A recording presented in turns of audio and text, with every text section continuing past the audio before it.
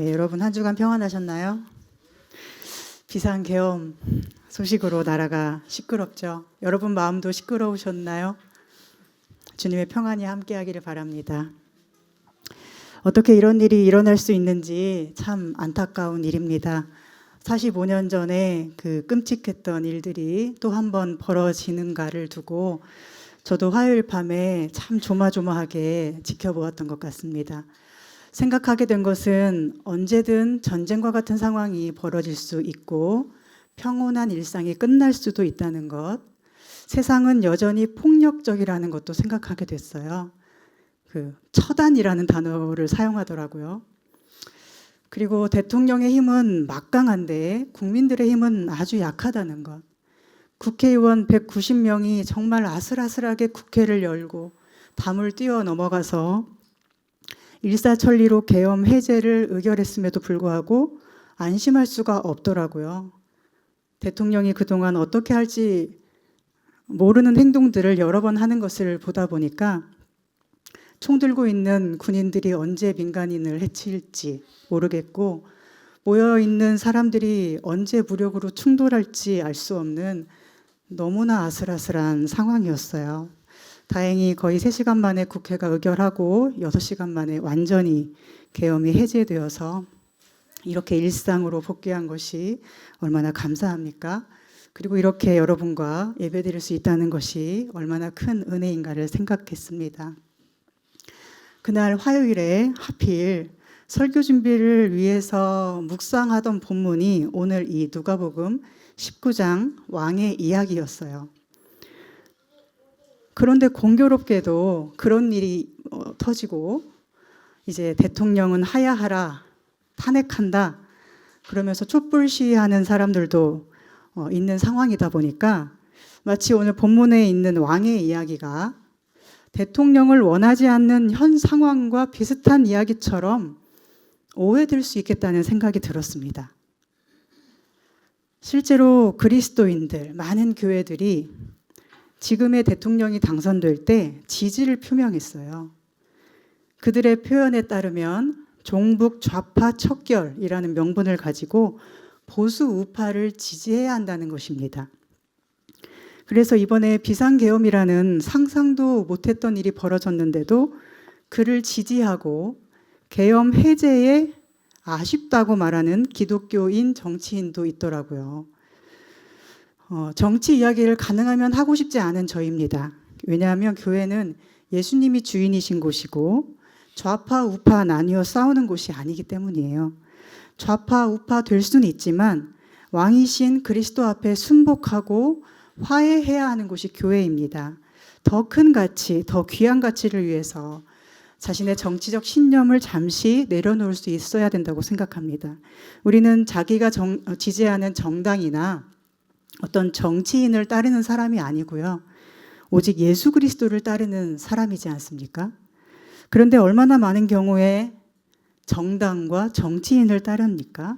그것도 하나님의 이름으로 목사와 장로라는 직임을 가지고 어떤 사안이 마치 하나님의 뜻인 것처럼 잘못된 견해를 피력하는 정치인들도 많이 있습니다.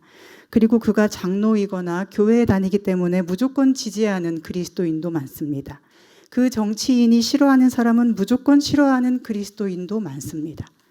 그런데 마치 오늘 본문이 대통령을 지지하지 않는 자들을 처단하는 것처럼 그런 식으로 기록된 것처럼 오해될 수도 있지 않겠습니까? 마지막 27절에 보면 내가 왕됨을 원하지 아니하던 저 원수들을 이리로 끌어다가 내 앞에서 죽이라 하였느니라 하잖아요. 그러니까 그래, 하나님이 세우신 권세자, 왕, 대통령에게 순종하지 않으면 죽는 거야, 죄 짓는 거야 라면서 많은 그리스도인이 무조건적으로 권세자에게는 복종해야 한다고 생각하는 경향이 있어요. 로마서 말씀에 있잖아요. 위에 있는 권세에 순종하라. 그러나 권세자란 누구입니까? 모든 권세는 하나님이 주시는 것이죠. 그리고 그 권세는 하나님으로부터 오는 것이에요. 이 말은 하나님의 생명이 기준이 되어야만 그리스도인들이 따를 수 있는 권세라는 것입니다. 만약 사람을 죽이라는, 선량한 사람을 죽이라는 명령을 권세자가 내린다면 이것은 하나님의 권세와 위배됩니다. 그리스도인은 권세자에게 복종하기 위해서 사람을 죽여야 됩니까? 아니면 하나님의 권세에 순종하여 사람을 살림으로써 권세자에게 따르지 않아야 합니까? 만약 그리스도인들에게 권세자가 신앙을 저버리라고 한다면 우리는 그 권세자를 따르기 위해서 신앙을 저버려야 합니까? 우리 신앙의 선조들, 초대교인들은 악한 권력에는 저항했죠. 그래서 순교당했습니다.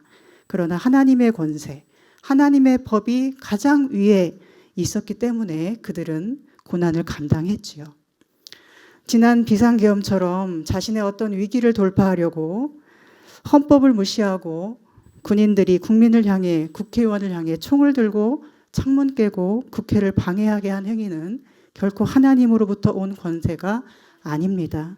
옛날에 독일 히틀러 밑에서 일하던 아이히만이라는 사람은 공직자로서 권세자에게 순종하려고 히틀러가 하라는 대로 가스실에 사람들을 집어넣고 다 죽였죠.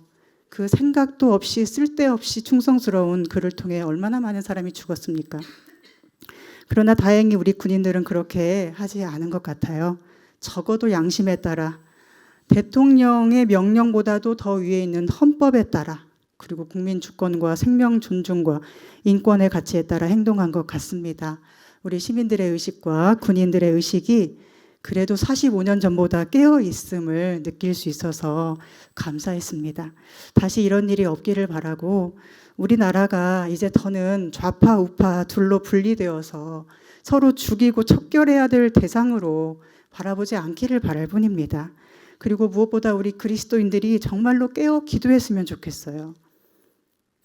우파가 하는 일은 무조건 지지하는 교회, 좌파는 무조건 종북이라고 척결해야 한다고 소리치는 교회, 그렇게 정치에 이용당하는 기독교가 되지 않기를 바랍니다. 우리는 그리스도의 생명을 가지고 그 생명빛을 가지고 그 빛을 비추어 인도하는 사람들이지 좌파를 따라가고 우파를 따라가는 사람이 아니에요. 좌파든 우파든 그리스도의 빛 하나로 모여들어야 그것이 복음이 다스리는 세상이에요.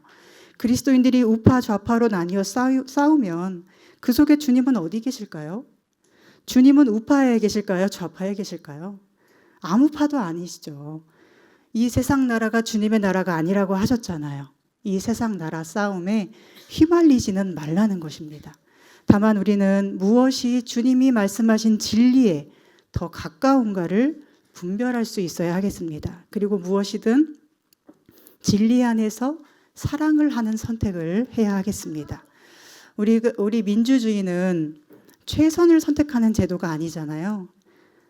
최악은 막기 위해서 최악 대신에 그래도 차악을 선택하는 것이 민주주의인데 차악을 선택해놓고 너무 편들거나 좋아하지도 않았으면 좋겠고 최악의 길로 가지 않는 한 차악에 대해서도 조금은 여유롭게 대할 줄 알았으면 좋겠어요. 물론 차악인 줄 알았는데 최악일 수도 있어요. 그러나 최악의 경우에도 하나님은 우리를 지켜주실 것이고 기도하는 사람을 들어주실 것이라고 믿습니다. 아무쪼록 우리나라를 하나님이 지켜 보호하시기를 바라고 그리스도인들이 더 깨어 기도하며 이럴수록 하나님만 더 의지하고 바라보기를 소망합니다. 우리 로고스 교회도 한 사람 한 사람이 진리에 비치신 주님 편에 서서 모든 어둠을 비추고 죄는 미워하지만 죄인은 사랑하는 참 생명의 길을 걸어갈 수 있기를 소망합니다. 오늘 본문은 예수님이 예루살렘 성전에 들어가시기 전에 주신 말씀이고 이제 곧 십자가를 지시고 처형을 당하실 거예요. 그런데 11절에 보면 이 말씀을 하신 이유가 한 가지 더 나오죠. 자기가 예루살렘에 가까이 오셨고 그들은 즉 이 말씀을 듣고 있는 자들은 하나님의 나라가 당장에 나타날 줄로 하나님의 나라가 당장에 나타날 줄로 생각하였기 때문이었어요. 자, 이 말씀을 듣는 그들은 누구일까요? 당연히 예수님을 따르고 있는 사람들, 그리고 길에서 만난 사람들일 수도 있고, 그리고 가장 가까이에 따르던 제자들일 거예요. 그런데 그 모든 사람이 뭐라고 생각을 해요? 하나님의 나라가 당장에 나타날 줄로 생각해요. 예수님이 삐까뻔쩍하게 왕이 되어 예루살렘에 입성하는 것이라고 생각했어요.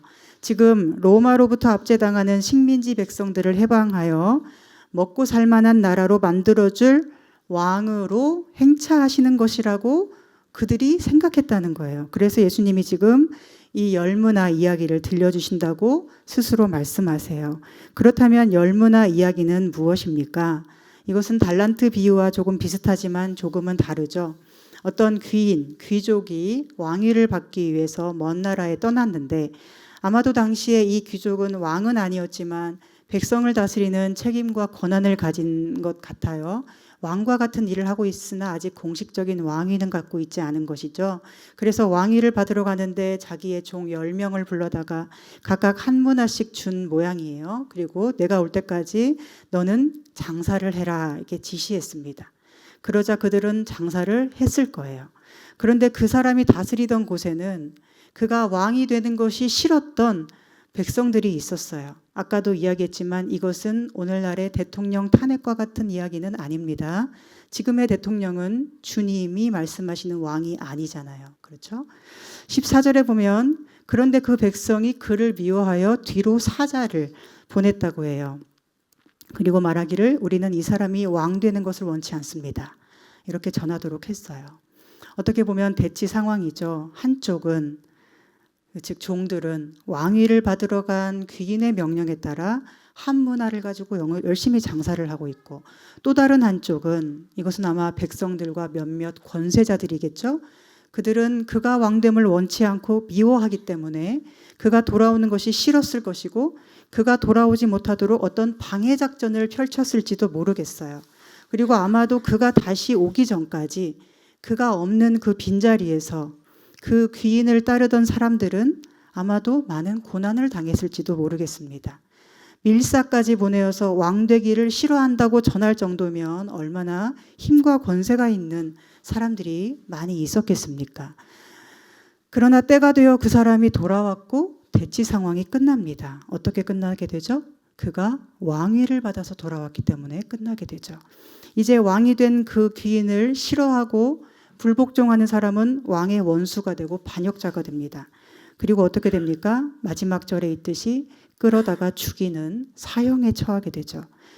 그리고 그를 좋아하고 그의 명령을 따랐던 사람, 그리고 어쩌면 그 귀인을 반대하는 많은 사람들과 그 적대적인 분위기 속에서 그 귀인을 따르느라 몹시도 고난받았을 종들은 그와 함께 영광과 권세를 누리게 됩니다.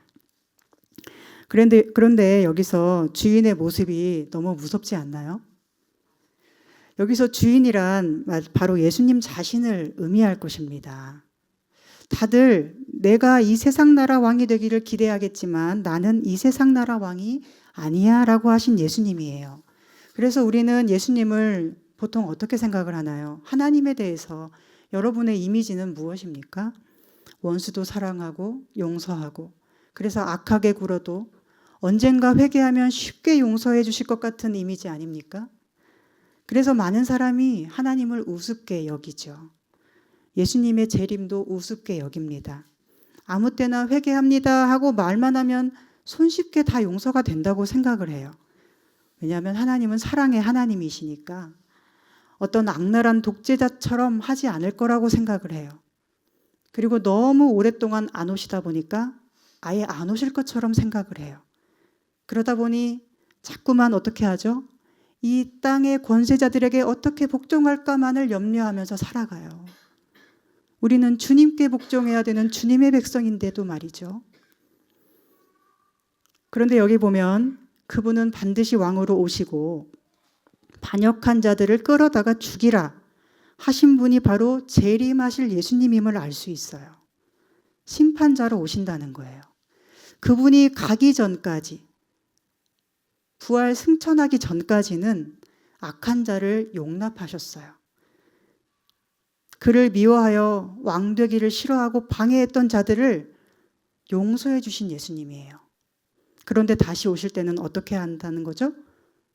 그분을 미워하던 자들, 그의 종들을 방해하던 자들, 그의 종들을 고난받게 하던 자들을 다 아시고 철저하게 심판하신다는 거예요. 여기에 우리가 전도할 이유가 있습니다. 예수님은요, 믿는 자들만의 소유물이 아니고 전유물이 아니고 믿는 자들만 좋아하면 되는 그런 분이 아니에요. 그분을 좋아하지 않고 그분이 왕되기를 원하지 않으면 그 모든 사람을 기다리는 것은 죽음밖에 없습니다. 그것도 영원한 죽음, 끝이 없는 고통이에요. 나는 그가 왕이 되는 것을 원하지 않아 말하면 그걸로 끝나는 줄 알았겠지만 그분은 반드시 돌아오실 것을 오늘 이 이야기를 통해 우리에게 들려주십니다. 얘들아, 내가 예루살렘에 왕이 되려 가는 것 같지? 아니, 나는 죽으러 간다. 그러나 나는 반드시 살아나 다시 돌아올 거야. 그런데 너는 이런 내가 너의 왕이 됨을 원하고 있니? 너는 이런 내가 왕이라는 것을 인정하고 있니? 너는 십자가를 지고 죽은 왕을 사랑하고 있니? 다시 돌아올 것을 기다리고 있니? 너는 나를 정말 사랑하니? 오늘 우리에게도 우리의 사랑을, 우리의 기대를, 우리의 기다림을 주님은 질문하고 계십니다. 여러분은 어떤가요? 여러분은 예수님을 정말로 사랑하시나요? 내가 원하지 않는 왕의 모습이어도 말입니다. 구유 위에 태어나 초라해 보이고 애굽에 피신 가서 도망다니는 인생으로 남의 도움받지 않고는 살지 못하다가 30살 즈음에 십자가에 못 박히는 그 고통당하는 왕의 모습, 그런 모습이어도 여러분은 그런 주님을 사랑하느냐는 것입니다. 그들은 하나님의 나라가 당장에 나타날 줄로 생각했다고 해요. 그들에게 주님은 아니, 나는 지금 왕이 아니고 나중에 돌아올 거야 하십니다. 나는 십자가에 지금 죽을 것이고 그러나 부활하여 승천하여 나중에 돌아올 거야. 그때는 내가 왕이 되어 올 거야. 나를 사랑하고 나를 좋아하고 나를 위해 어떤 고난도 감당한 내 사랑하는 자들을 내가 그날에 알아줄 거야. 내가 내 모든 것을 그와 나눌 거야. 내 나라는 그들의 것이야 라고 하십니다. 그래서 종들과 결산할 때 어떻게 하죠? 한 문화 받았던 종이 제가 10문화를 남겼습니다 하니까 10고을 권세를 차지하라. 또 다른 종이 5문화 남겼다고 하니까 너는 5고을의 권세를 차지하라 하십니다. 예수님이 다시 오시는 그날은 모든 것이 끝나는 종말의 날이에요. 그러나 그날은 예수님의 말씀에 따르면 그분을 주인으로 모신 종들에게만은 영광의 날이 됩니다. 그러니 우리가 주님을 왕으로 모신 그의 종으로 살고 있다면은 우리는 종말을 두려워할 필요가 없지요. 그런데 주님이 오시는 것만이 종말입니까? 오늘 우리의 종말의 순간은 언제든 올 수 있어요. 오늘이 누군가에게는 마지막 날일 수 있잖아요. 우리 개인의 종말은 예상치 못한 순간에 올 수 있어요. 저도 이번에 질병 앞에 서 보니까 저의 종말의 순간이 생각보다 가까울 수 있다는 생각을 하게 되었습니다. 그래서 주님이 오시는 그날뿐이 아니라 저에게 남아있는 삶의 순간들이 어느 정도일까를 늘 생각하며 살아요. 매우 짧을 수도 있고 생각보다 길 수도 있겠죠. 그러나 두려워하지 않아도 되는 것은 오늘 내가 주님을 왕으로 영접하고 그분을 사랑하고 그분의 종으로서 살기를 기뻐한다면 그날은 어떤 종말이든지 저에게 영광이 될 테니까 우리 모두 그 영광의 날을 기다리는 그리스도인들 아닙니까? 이 대림절에 우리 속에 왕이신 주님을 향한 사랑이 있는지를 돌아보기를 바랍니다. 내 안에 정말로 사랑이 있는지, 나는 정말로 예수님이 마냥 좋은 사람인지, 아니면 어떤 이유를 가지고 사랑을 할까 말까, 얼마나 사랑할까 계산하려고 하지는 않는지, 내 마음에 들지 않는 모습이라서 때로 미워하거나 주님을 무시하는 마음은 없는지 겸손히 우리 마음을 들여다보고 사랑이 없다면, 사랑이 부족하다면 사랑할 수 있는 은혜를 구하기를 바랍니다.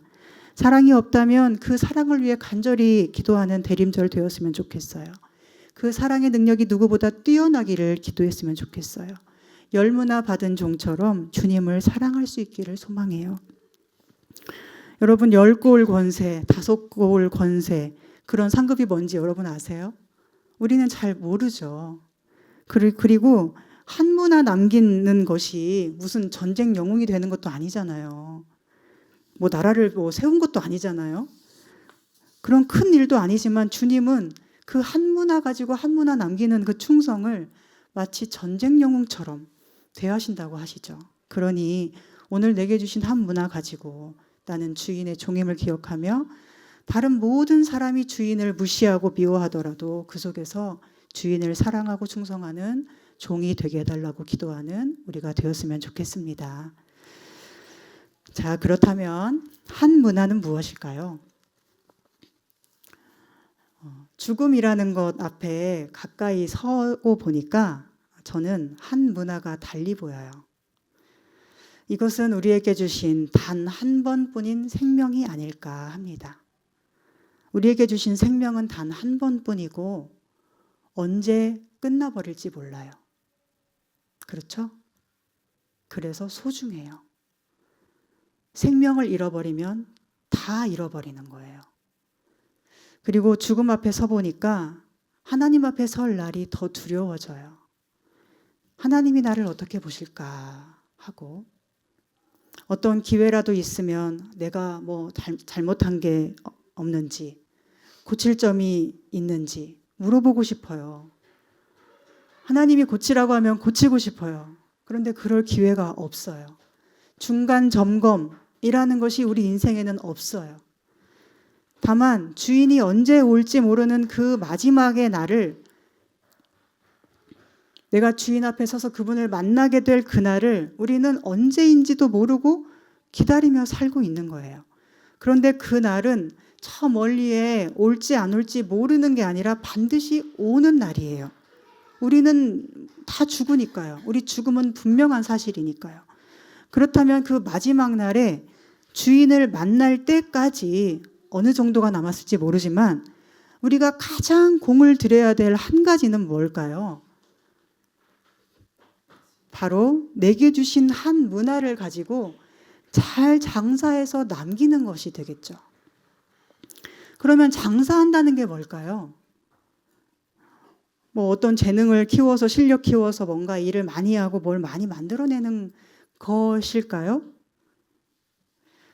다들 그렇게 많이 생각을 할 텐데 아마도 각자에게 주신 그 한 문화로 뭘 할지 그 장사가 무엇일지는 우리 각자가 진지하게 고민해 볼 문제라고 생각합니다. 왜냐하면 주님께서는 이 이야기에 대해서 해석을 남기지 않으셨어요. 그러나 제가 보기에는 이 한 문화로 장사라는 것은 오늘 내게 주신 이 생명, 영생을 가지고 또 다른 생명을 살리라는 게 아닐까 싶습니다. 이것은 단지 사회 사업을 하라는 게 아니에요. 저 멀리 외국에 선교 나가라는 게 아니에요. 내가 주님이 주신 한 문화로 살고 있다면 나도 그 한 문화를 활용해서 누군가를 살게 하는 생명의 통로가 될 수 있다는 거예요. 그것이 어떤 일일 수도 있죠. 여러분의 직장에서의 어떤 섬김일 수도 있고요. 또 가정에서의 육아가 될 수도 있고요. 의를 위해서 힘든 일을 참는 것일 수도 있고요. 또 교회를 힘 닿는 대로 섬기는 것일 수 있어요. 여러분이 하는 각종 일들이 생명을 살리는 일이 될 수 있습니다. 우리가 열심히 부지런히 그렇게 문화를 남길 수도 있을 거예요. 그러나 만약 우리의 힘이 빠지고 기운이 없고 건강을 잃어가는 무렵이라면 어떨까요? 그러면 우리는 한 문화를 가지고 한 문화를 못 남기는 악한 종이 되는 것일까요? 그렇습니까? 한 문화를 그대로 가져가면 주인이 악한 종이라고 하는데 그렇다면 문화를 많이 남기면 남길수록 일을 많이 했다는 것일까요? 시간을 아껴서 쪼개어서 사용했다는 뜻일까요? 일을 많이 못하면 못 남기는 것일까요? 그렇지 않죠. 우리는 눈을 감고서도 옆에 있는 사람에게 사랑의 눈빛을 보낼 수가 있습니다. 우리는 자리에 누워 꼼짝 못할 때에도 누군가에게 따뜻한 온기를 전할 수 있습니다. 아무것도 할 수 없는 몸이 될지라도 우리는 누군가를 살릴 생명을 가진 사람들입니다. 그 생명은 그리스도의 것이기 때문이에요. 우리는 언제든 아무 힘이 없어도 기도할 수 있고 사랑할 수 있고 예배할 수 있고 찬송할 수 있어요. 즉 문화를 남길 수가 있다는 거예요. 요즘에 수술을 2번이나 하고 이번에는 회복이 좀 더디다 보니까, 그리고 특히 지난 3주 이상을 거의 아무 일도 못하고, 솔직히 말씀드리면 머리는 멍하고 책도 전혀 읽을 수 없고 설교 한 편을 준비하는 것이 사실은 너무 힘들었고, 가만히 앉아있기가 너무 힘드니까 할 수 있는 거라고는 누웠다가 일어났다가 밥 먹었다가 걸었다가 누웠다가 일어났다가 잠깐 밥 먹었다가 이러다 보니까 내가 할 수 있는 일이 뭘까 의구심이 들더라고요. 곧 좋아지겠지만 조급해지더라고요. 그리고 한편으론 내가 언제 하나님 앞에 설지 모르는데 나는 주님 주신 한 문화로 또 다른 문화를 남겼을까 생각하니 무섭고 두려워집니다. 이전에 사역하면서 제가 아무리 열심히 달려왔어도 그리고 결국 이렇게 병까지 나는 상황이 되었어도 하나님 보실 때는 어떻게 보실지 저는 모르잖아요. 한시도 쉬지 않고 일하고 기도하고 사역하고 섬겼어도 삶과 죽음 앞에 서보니까 하나하나가 얼마나 신중해지는지 모르겠어요. 그런데 그러다 보니 오히려 제 안에 소망이 생겨남을 느낍니다. 그 소망이 뭔지 아세요? 바로 죽는 날까지 주님을 위해 그리고 다른 사람을 위해 살고 싶다는 소망이에요. 여러분은 누구를 위해 사십니까? 어떤 뇌과학을 연구하는 교수가 그런 말을 하더라고요. 사람이 행복해지려면 다른 사람을 행복하게 해주는 수밖에 없다고요. 다른 사람이 행복해하는 모습을 볼 때 내가 행복해진다고 말하더라고요. 저도 그렇거든요.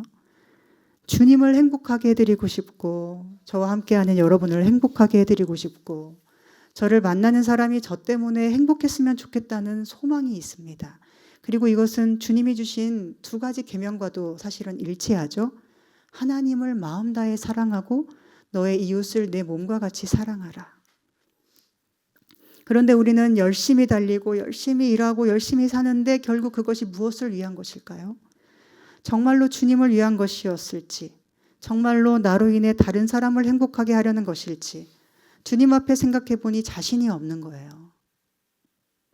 한 문화 받은 종이 악한 종이 된 이유는 무엇일까요? 주인을 엄한 사람으로 보고 무서워했다고 말하죠.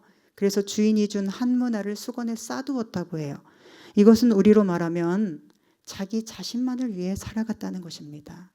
열심히 일하고 열심히 웃고 열심히 친구 만나고 열심히 돌아다니고 열심히 사람 만나서 설득하고 열심히 했는데 다 했는데 결국 그 속에 자기만 있고 아무도 살리지 못하는 거예요. 그는 주인을 미워하는 악한 백성, 즉 불신자의 자리에 있지도 않았고 그렇다고 주인의 종으로서 충성하는 자리에 있지도 않았어요. 그냥 어정쩡하게 어느 편이 나에게 유리할까를 늘 궁리하느라 자기 목숨 부지하는 것만 선택하다 보니까 악한 종이 되고 심판의 대상이 되었습니다. 어쩌면 많은 그리스도인들이 이 한 문화 받은 사람의 처지와 같은지 몰라요. 하나님을 잘 모르고 오해하고 사실은 별로 무섭지도 않으면서 무서워하는 척하는 사람들 말이에요. 바로 그 무서워하는 척하는 사람에게 주님이 말씀하시는 게 뭐죠? 내가 너의 말로 너를 심판한다라는 거예요.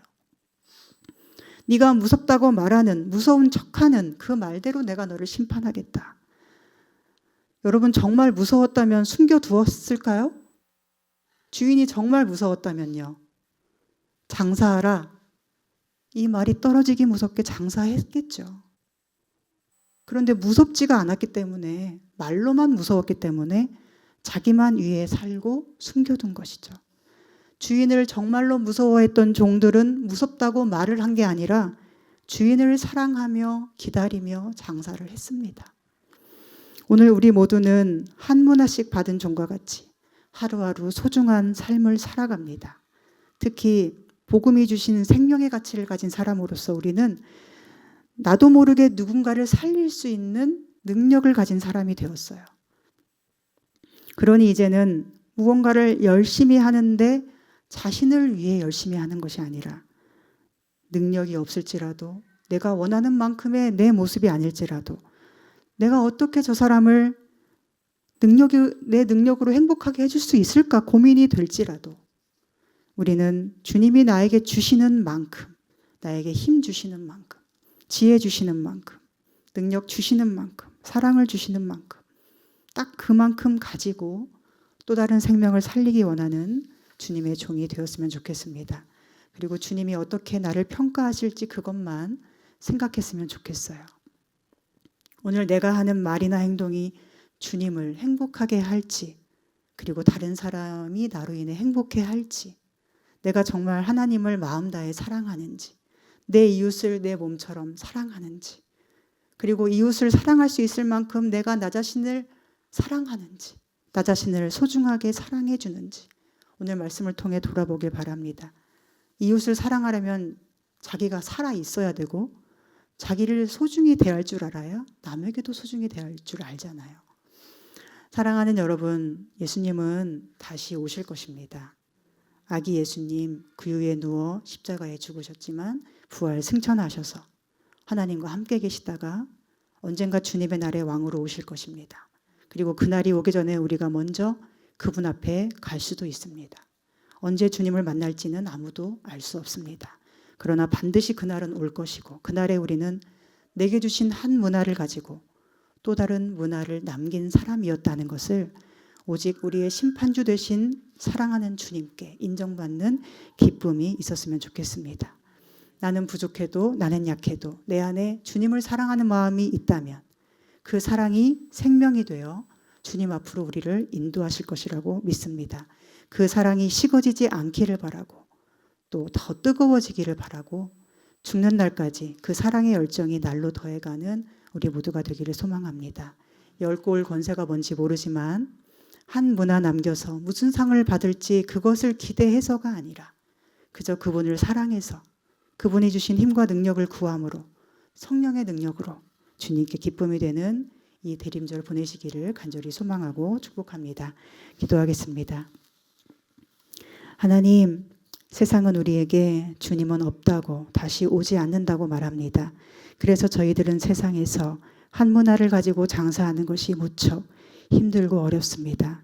때로 슬프고 눈물 나고 비웃음 당하여 괴로울 때가 많습니다. 그러나 주님, 한 문화 받은 주님의 종들이 주의 말씀만을 따라 자기 삶에 충실했듯이 저희도 그렇게 살 수 있기를 원합니다.